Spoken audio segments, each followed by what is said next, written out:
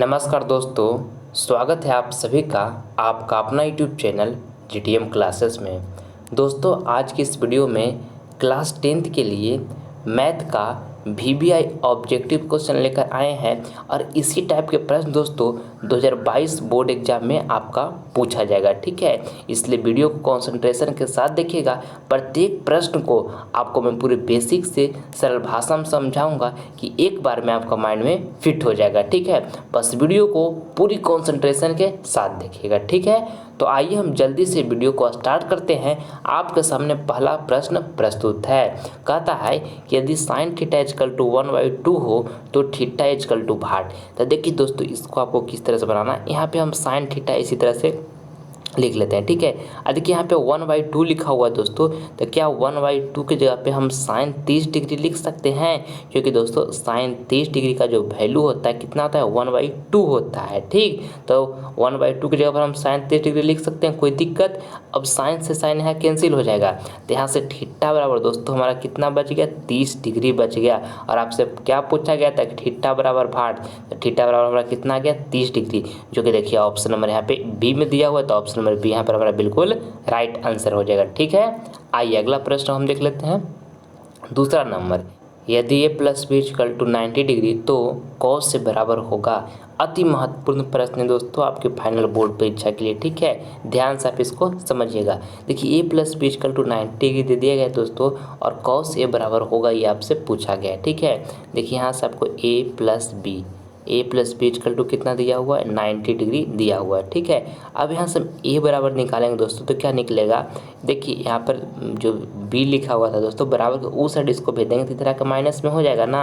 ए बराबर आपको क्या निकल के आ गया, 90 माइनस बी। अब देखिए कॉस ए का मान से यहाँ पूछा गया आपसे, तो यहाँ पे कॉस लिख देंगे। ए की जगह पर दोस्तों हम क्या लिख देंगे, क्या निकल कर लाए हैं, 90 माइनस बी, तो यहाँ पे हम लिख देंगे 90 माइनस बी ए के जगह पर। ठीक है, और कॉस 90 माइनस थीटा दोस्तों फार्मूला क्या होता है, साइन थीटा होता है, और थीटा के ऊपर कितना है, बी है, तो यहाँ पे हम बी लिख देंगे। ठीक है, तो हमारा इसका राइट आंसर क्या हो जाएगा, साइन बी, जो कि देखिए ऑप्शन नंबर यहाँ पे सी में दिया हुआ है साइन बी, तो ऑप्शन नंबर सी हमारा यहाँ पे बिल्कुल राइट आंसर हो जाएगा। ठीक है, आइए अगला प्रश्न हम देख लेते हैं। तीसरा नंबर, यदि वर्ग का विकर्ण 16 इंटू √2 सेंटीमीटर है तो वर्ग की भुजा की लंबाई होगी। ये भी प्रश्न दोस्तों आपके फाइनल बोर्ड परीक्षा के लिए काफ़ी महत्वपूर्ण है, आप इसको ध्यान से समझिएगा। ठीक है, कहा है कि यदि वर्ग का विकर्ण दोस्तों लिखा है 16 इंटू √2 सेंटीमीटर है तो वर्ग की भुजा की लंबाई होगी। तो देखिए पहले आपको यहाँ से क्या निकालने के लिए कहा गया है, कि वर्ग की भुजा की लंबाई निकालने के लिए कहा गया है। ठीक है, देखिए अब विकर्ण आपको यहाँ पे दिया हुआ है, तो कैसे निकलेगा, तो वर्ग का दोस्तों विकर्ण बराबर फार्मूला क्या होता है, तो वर्ग का विकर्ण बराबर फार्मूला होता है दोस्तों √2 और इंटू में क्या होता है, भुजा होता है। ठीक है, ये हमारा वर्ग का विकर्ण बराबर फार्मूला होता है, √2 इंटू में भुजा। अब देखिए हमारा वर्ग का विकर्ण कितना दिया हुआ है, तो यहाँ पे हम लिख लेते हैं 16 इंटू √2 दिया हुआ है। ठीक है, और देखिए यहाँ से √2 कैंसिल हो जाएगा। तब दोस्तों आपसे क्या पूछा गया था कि भुजा की लंबाई होगी, वर्ग की भुजा की लंबाई कितना होगी, तो यहाँ देखिए भुजा बराबर हमको कितना आ गया, 16 सेंटीमीटर आ गया। ठीक है, 16 सेंटीमीटर होगा दोस्तों वर्ग की भुजा की लंबाई। ठीक है, तो ऑप्शन नंबर यहाँ पे बी में देखिए 16 सेंटीमीटर दिया हुआ है, जो कि हमारा बिल्कुल राइट आंसर हो जाएगा। ठीक है, आइए अगला प्रश्न हम देख लेते हैं। चौथा नंबर, एक सिक्का को उछलाने पर पट आने की प्रायिकता होगी। देखिए इसमें आपको पूछा जा रहा है आपसे दोस्तों कि एक सिक्का को उछलाने पर पट आने की प्रायिकता होगी, तो एक फार्मूला होता है। ठीक है, इसको आपको ध्यान में रखना है, क्या होता है फार्मूला, PE यानी कि प्रोबेबिलिटी ऑफ इवेंट बराबर दोस्तों एक फार्मूला होता है NE। ठीक है, NE अब बट्टा में क्या होता है, NS होता है। ये होता है फार्मूला PE बराबर NE बटा में NS। ठीक है, आपको यहाँ से प्रोबेबिलिटी ऑफ इवेंट निकालना है। ठीक है, अब देखिए क्या कहा है क्वेश्चन, ध्यान से पढ़िएगा। कहा एक सिक्का को उछलाने पर पट आने की प्रायिकता होगी। तो दोस्तों एक सिक्का को उछलाया जा रहा है, ठीक है, तो या तो चित आएगा या पट आएगा, यानी कि NS दोस्तों हमारा NS कितना हो जाएगा 2 हो जाएगा, ठीक है। अब देखिए कहा कि एक सिक्का को उछलाने पर पट आने की प्रायिकता होगी, तब पट आने की प्रायिकता यानी कि ए नहीं दोस्तों हमारा कितना होगा 1 होगा, ठीक है। यानी कि हमको यहाँ से प्रोबेबिलिटी विभिन्न बराबर दोस्तों कितना निकल गया 1/2 निकल गया, ठीक है, जो कि हमारा बिल्कुल करेक्ट आंसर है ऑप्शन नंबर में यहाँ बी में दिया हुआ है। तो बी हमारा यहाँ पर बिल्कुल राइट आंसर हो गया, ठीक है। आइए अगला प्रश्न हम देख लेते हैं। 5वां नंबर, यदि 2 sin थीटा इक्वल टू 1 तो 3 cot स्क्वायर थीटा प्लस 3 का मान होगा। अति महत्वपूर्ण प्रश्न है आपके फाइनल बोर्ड परीक्षा के लिए, ध्यान से आप इसको समझिएगा। देखिए यहाँ पे लिखा हो 2 sin थीटा इक्वल टू 1, तो यहाँ से हम इसको इस तरह से लिख सकते हैं sin थीटा, यहाँ 2 देखिए गुना था तो बराबर के उस साइड भेज देंगे तो यहाँ भागा में हो जाएगा, कोई दिक्कत। अब देखिए आगे यहाँ से लिख लेंगे sin थीटा इसी तरह से, देखिए 1/2 की जगह पर दोस्तों क्या हम sin 30 डिग्री लिख सकते हैं, क्योंकि sin 30 डिग्री का वैल्यू कितना होता है 1/2 होता है, तो 1/2 की जगह पर हम sin 30 डिग्री लिख सकते हैं, कोई दिक्कत नहीं है। अब sin से sin यहाँ कैंसिल कर देंगे तो थीटा बराबर दोस्तों यहाँ से हमारा कितना बचेगा 30 डिग्री बच जाएगा, ठीक है। अब देखिए यहाँ से आगे और आपसे पूछा गया है कि 3 cot स्क्वायर थीटा प्लस 3 का मान होगा, तो यहाँ से देखिए हम 3 लिख लेंगे और cot स्क्वायर थीटा, तो दोस्तों यहाँ से हम cot इसी तरह से लिख लेंगे cot, और यहाँ से देखिए हम थीटा यहाँ पे स्क्वायर है तो स्क्वायर लिख लेते हैं, और थीटा की जगह पर हम कितना 30 डिग्री निकाल कर लाए हैं, तो थीटा की जगह पर हम 30 डिग्री रख देंगे, ठीक है, कोई दिक्कत। अब प्लस 3 इसी तरह से लिख लेंगे, यहाँ तक कोई दिक्कत। अब देखिएगा आगे यहाँ से 3 लिख लेंगे और यहाँ से इंटू लिख लेते हैं, और यहाँ देखिए दोस्तों cot 30 डिग्री का मान कितना होता है √3 होता है, ठीक है, और इसका स्क्वायर है तो यहाँ पर भी हम स्क्वायर इस तरह से चढ़ा देंगे, कोई दिक्कत। और यहाँ पे जिस तरह से प्लस में 3 लिखा हुआ तो प्लस में 3 लिख दिए। अब देखिए यहाँ से 3 इसी तरह से लिख लेंगे, और यहाँ से देखिए दोस्तों यहाँ से इंटू लिख लेंगे, और यहाँ से स्क्वायर √ कैंसिल हो जाएगा, तो यहाँ पर क्या 3 बचेगा और यहाँ पर +3, ठीक है।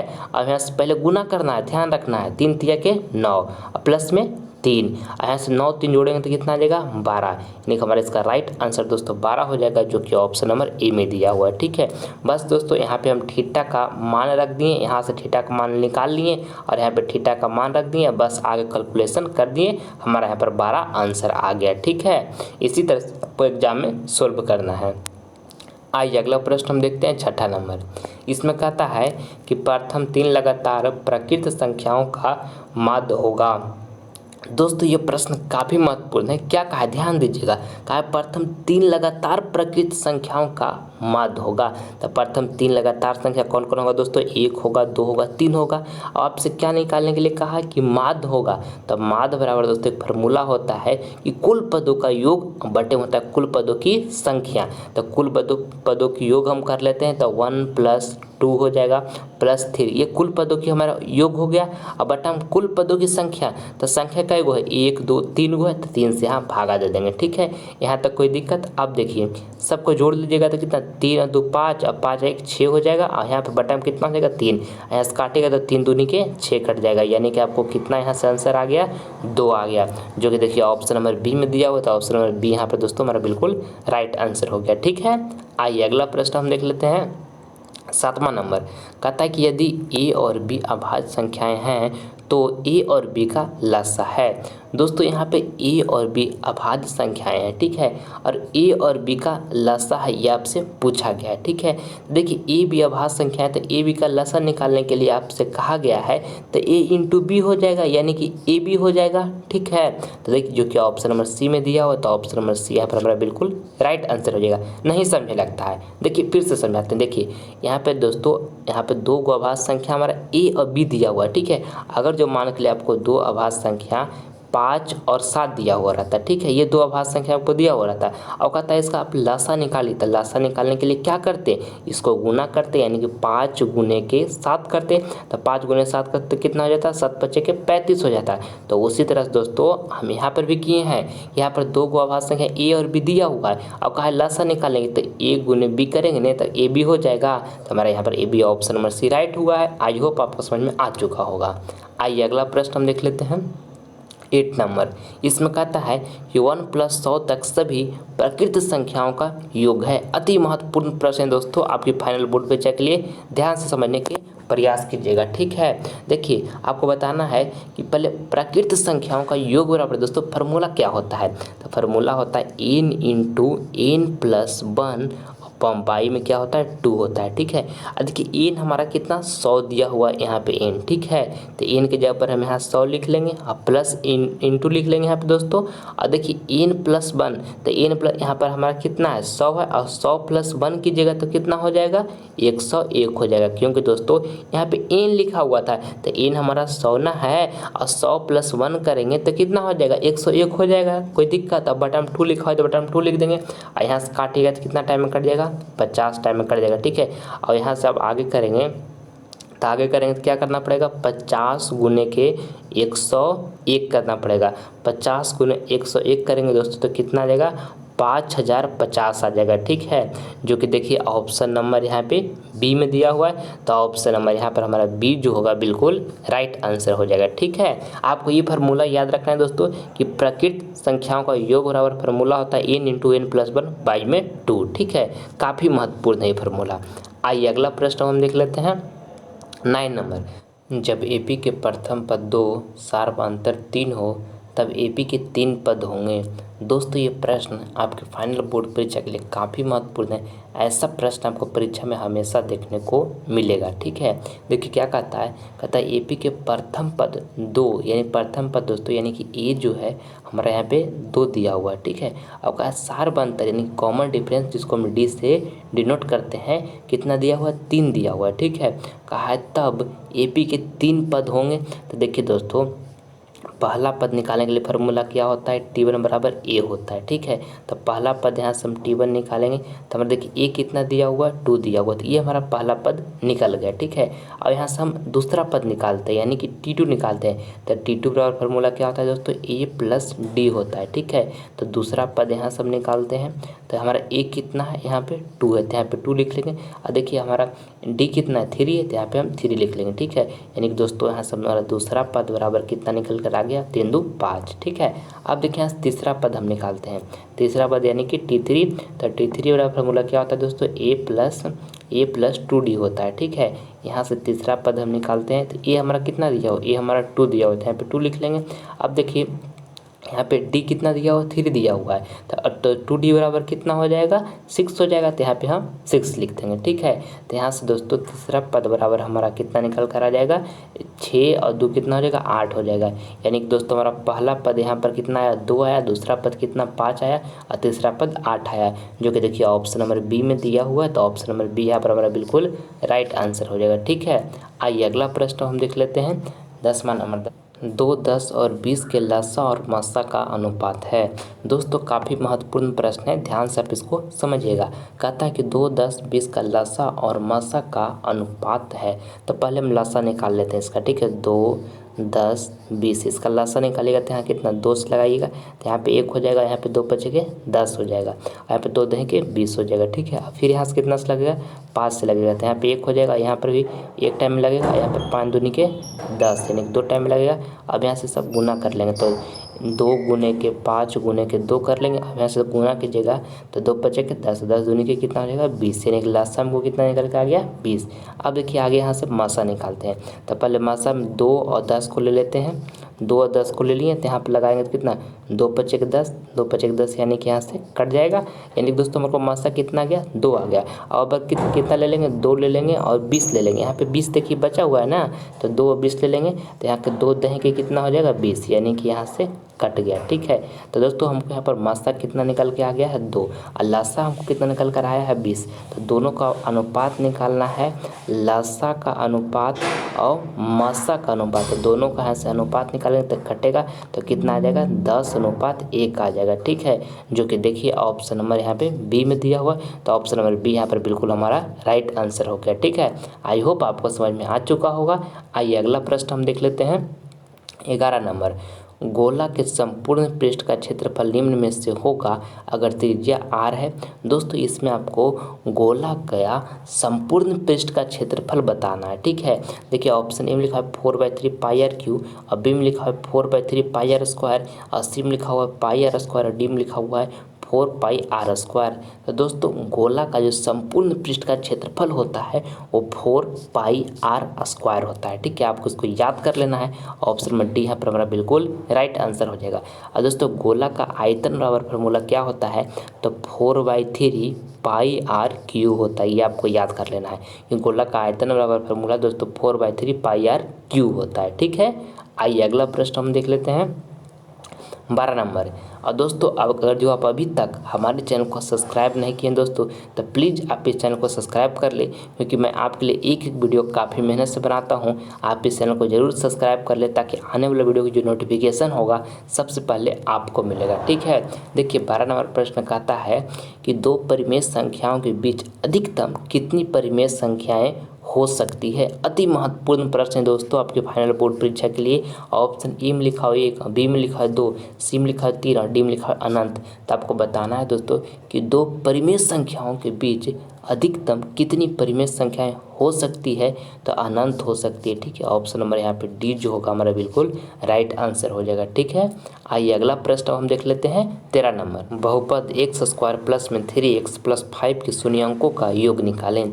दोस्तों काफ़ी महत्वपूर्ण प्रश्न है आपके फाइनल बोर्ड परीक्षा के लिए, पूरे ध्यान से आप इसको समझिएगा। ठीक है, बहुपद यहाँ पे दे दिया गया है दोस्तों, और कहा है शून्य अंकों का योग निकालें। शून्य अंकों का योग दोस्तों यानी कि अल्फा प्लस बीटा वाला जो हमारा फार्मूला होता है वो क्या होता है, तो -b/a होता है। ठीक है, और देखिए x² के साथ जो कोफिशिएंट होता है दोस्तों वो हमारा a होता है। ठीक है, और देखिए x के साथ जो कोफिशिएंट होता है वो हमारा b होता है, और जो कांस्टेंट में होता है दोस्तों वो हमारा c होता है। ठीक है, अब देखिए हमको यहाँ से अल्फा प्लस बीटा निकालना है, यानी कि शून्य अंकों का योग निकालना है। तो b हमारा कितना है, 3 है। यहाँ पर फार्मूला में पहले माइनस लगा हुआ था, तो पहले माइनस लगा दिए, अब b की जगह पर हम 3 रख दिए। ठीक है, और a कितना है, तो x² के आगे दोस्तों कोफिशिएंट कुछ नहीं है, तो क्या कुछ नहीं, तो 1 है। तो यहाँ पे हम क्या लिख देंगे, 1 लिख देंगे, यानी कि अल्फा प्लस बीटा यानी कि शून्य अंकों का योग बराबर हमको यहाँ से कितना निकल गया, -3। ठीक है, जो कि देखिए ऑप्शन नंबर डी में दिया हुआ है, तो ऑप्शन नंबर डी यहाँ पर हमारा बिल्कुल राइट आंसर हो जाएगा। ठीक है, देखिए शून्य अंकों का योग बराबर दोस्तों फार्मूला क्या होता है, alpha plus beta equal to में -b/a होता है। ठीक है, और ये भी आपको ध्यान में रखना है कि शून्य अंकों का गुणनफल यानी कि अल्फा इंटू बीटा बराबर फार्मूला क्या होता है, तो c/a होता है। ठीक है, ये भी आपको याद रखना है, ये भी आपसे बोर्ड एग्जाम में पूछा जाता है। ठीक है, आइए अगला प्रश्न हम देख लेते हैं 14 नंबर। यदि किसी वृत्त की परिधि और क्षेत्रफल समान हो तो वृत्त की त्रिज्या होगी। काफ़ी महत्वपूर्ण प्रश्न दोस्तों आपके फाइनल बोर्ड परीक्षा के लिए। कहता है कि किसी वृत्त की परिधि और क्षेत्रफल समान हो तो वृत्त की त्रिज्या होगी। तो देखिए वृत्त की परिधि बराबर दोस्तों फार्मूला क्या होता है, तो 2πr होता है। ठीक है, और वृत्त का क्षेत्रफल बराबर फार्मूला क्या होता है, πr² होता है। तो दोनों को हम बराबर कर लिए, वृत्त की परिधि भी यहाँ से लिख लिए और वृत्त का क्षेत्रफल भी लिख लिए, दोनों समान है तो बराबर हम यहाँ पे लिख लिए, कोई दिक्कत। अब देखिए यहाँ से पाई से पाई दोस्तों कैंसिल हो जाएगा। ठीक है, देखिए यहाँ पर r² है, तो यहाँ से r से काटेंगे तो यहाँ पर एक r बच जाएगा। ठीक है, यानी दोस्तों हमको r बराबर यहाँ से कितना निकल के आ जाएगा, 2। यानी दोस्तों r मतलब हुआ दोस्तों रेडियस। ठीक है, और रेडियस को हम हिंदी में त्रिज्या बोलते हैं। ठीक है, तो यानी कि हमारा यहाँ से त्रिज्या कितना निकल कर आ गया, 2 निकल के आ गया। तो देखिए ऑप्शन नंबर यहाँ पे ए में 2 इकाई लिखा हुआ है, जो कि हमारा बिल्कुल राइट आंसर हो गया। ठीक है, आइए अगला प्रश्न हम देख लेते हैं 15 नंबर। इसमें आपको बताना है कि द्विघात बहुपद के शून्यंकों की संख्या होती है। अति महत्वपूर्ण प्रश्न दोस्तों आपके फाइनल बोर्ड परीक्षा के लिए। ऑप्शन ए में लिखा हुआ है 2, बी में लिखा हुआ है 3, सी में लिखा हुआ है 1 और डी में लिखा हुआ है 4।